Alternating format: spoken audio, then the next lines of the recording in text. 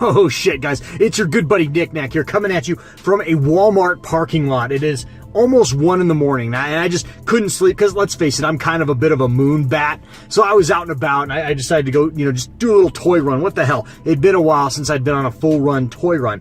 So I was at Walmart. Of course, this Walmart never has shit. I mean, they still have old Batman versus Superman multiverse figures on the shelves. Gluts of Last Jedi figures, just stuff I have no interest in buying. And it seems like the toy section never changes there. It's always the same shit. It feels like it's been the same shit there for the last 10 months. So I just was going through there, and of course, same shit on the shelves, nothing to look at. But I did see a bunch of pallets of toy boxes that hadn't been put out yet. And you do this long enough, you as a collector, I've been perusing toy aisles as an adult for over 20 years. You kind of know how to read the boxes a little bit, and kind of some of the coding on them and stuff, and what might be in them. And I couldn't believe what I found. I actually got my keys out and kind of opened one box up. I cannot believe what I found. Yeah, guys, look at this. Holy shit. Can you see that? Holy shit. It's Hot Rod. It's not only Hot Rod, it's a G1 Hot Rod in the box.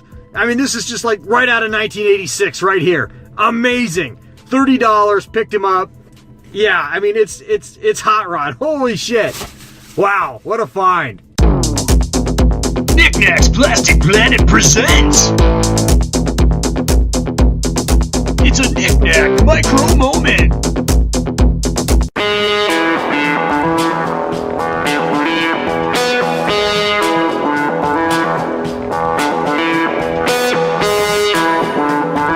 Guys, welcome back inside of the Plastic Planet. I am your host, Nick Nack. Today we're going to be just doing a little brief, tiny little showcase on a really cool action figure. And that is, of course, the Walmart exclusive Hot Rod reissue Generation 1 Transformer that is just starting to hit the shelves here in the United States. I think these guys have been up in Canada for a little while now. I've seen reports of guys picking up the Devastator set as well as Starscream and Hot Rod. Well, I happened, as I mentioned in the intro there, I happened to find this particular Hot Rod in a case at my local Walmart, and I dug him out myself. And I'm actually recording this 3 days after I did the intro. So I actually went back to the same Walmart, and they didn't have not one of these.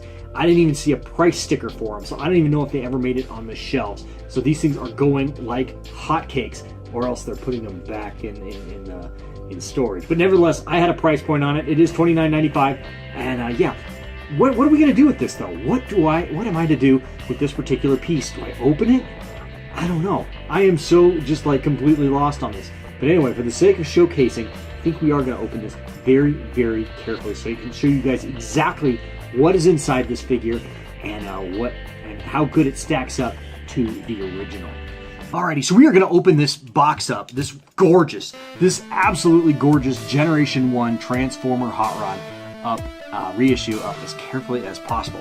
And to do so, we're going to enlist a little help from my good friend April the Switchblade.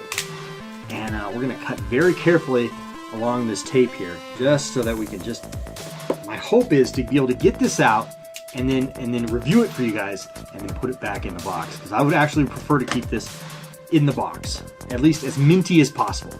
So I've opened it, and look, this just takes you right back, doesn't it? I mean, I just feel like I am back in 1986 right now, opening this guy up.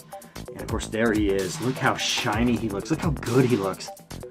That is amazing. That just looks so fantastic. Absolutely awesome. Alrighty, so here are the instructions. These I do love G1 Transformers because even I can transform these. They're so simple. I could do this in my sleep if I needed to.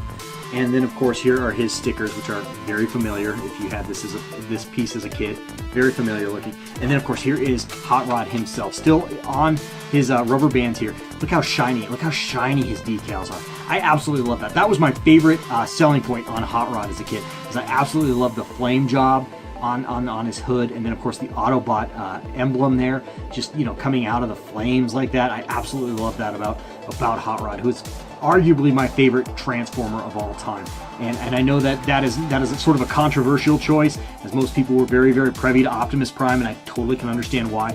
But to me, I actually didn't get into the Transformers until Transformers the movie. It was actually the '86 animated film that brought me into the world of the Transformers, as I mentioned in previous videos. And so I was just really just enamored with Hot Rod, because he kind of, in a sense, he kind of reminded me of like a Luke Skywalker type character. Unlike most Transformers, Hot Rod actually had a story arc, and he wasn't a static character. He was, when we first meet him in Transformers the movie, he was young, impulsive, and reckless, and as he grows, even throughout the course of that '86 film, he begins to mature, and we follow him on his maturation process until he becomes Rodimus Prime. And then even as Rodimus Prime, he struggles with the mantle of leadership, and it wasn't until the episode of Burden Most Hardest to Bear, where he loses the Matrix and Scourge picks it up, and Scourge puts the Matrix inside of him, and he becomes this like grotesque Transformer, and Hot Rod realizes his true meaning and his true role in life is to in fact lead the Autobots, and he recovers the Matrix and becomes once again self-realized Rodimus Prime.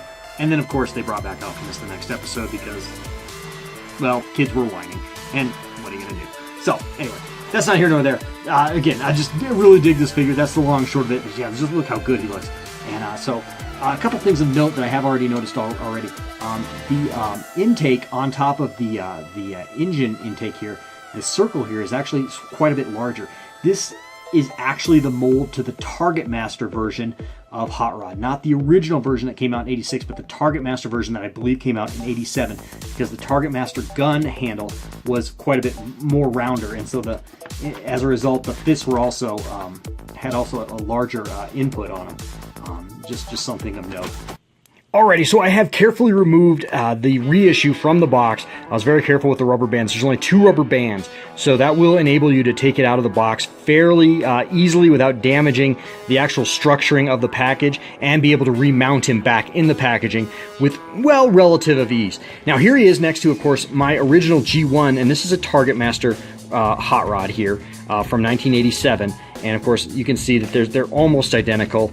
I think there's a little bit of a color variation. Of course, I've got a bad example here because I'm actually using a yellow tablecloth here today, but I think you will notice that the yellow is just a little bit darker on the reissue than on the original. But other than that, they are damn near identical, aren't they? All right, let's get these guys in robot mode so you guys can see that as well.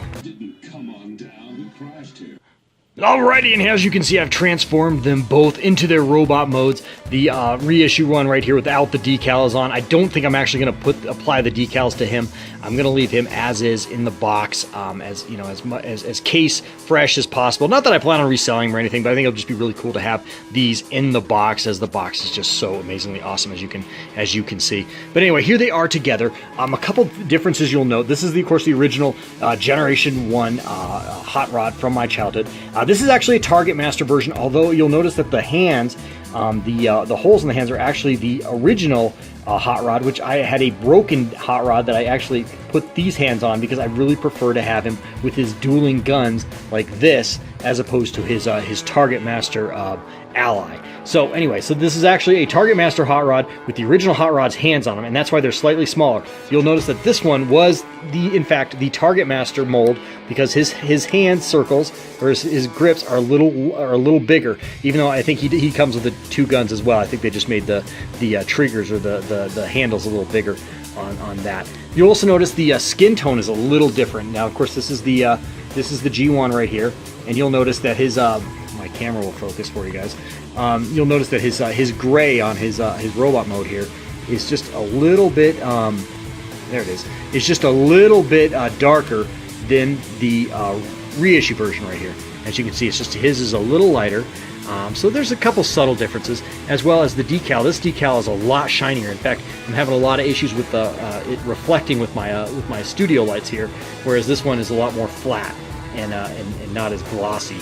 So there are those differences, but again, it's just really cool. It's just phenomenally awesome to open up a fresh Transformer after all these years. Even though I did collect a number of the reissues from Takara and Hasbro, about 14 years back in 2004 to 2006, somewhere in that time period. But just to take them out of the original case, it just really brings back memories.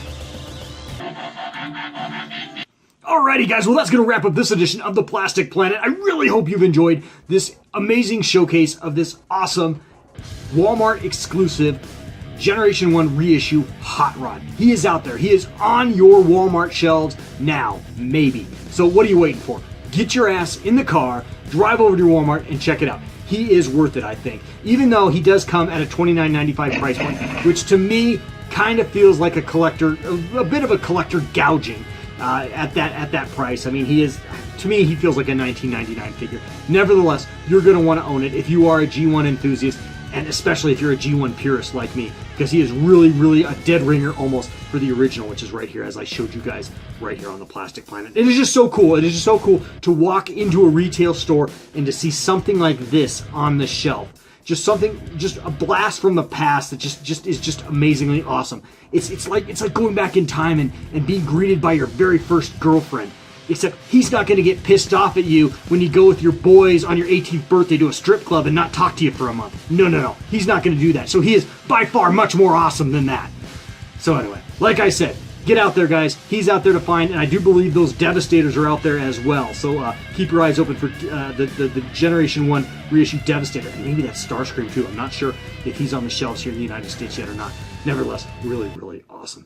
Alrighty, guys. Well, like I said, that is going to wrap up this edition of the Plastic Planet. And like I always like to tell you guys, life is so short. So, gosh darn it, go fill it with some plastic crap like this. Hells yeah. And one more thing, guys. Keep your eyes peeled because I'm going to be coming at you guys later in the week with something really, really freaking awesome. Yeah, that's right. That's right. There might be some new hot toys in the house here on the Plastic Planet. So keep your eyes peeled for that. All right, guys. Till next time. Love ya.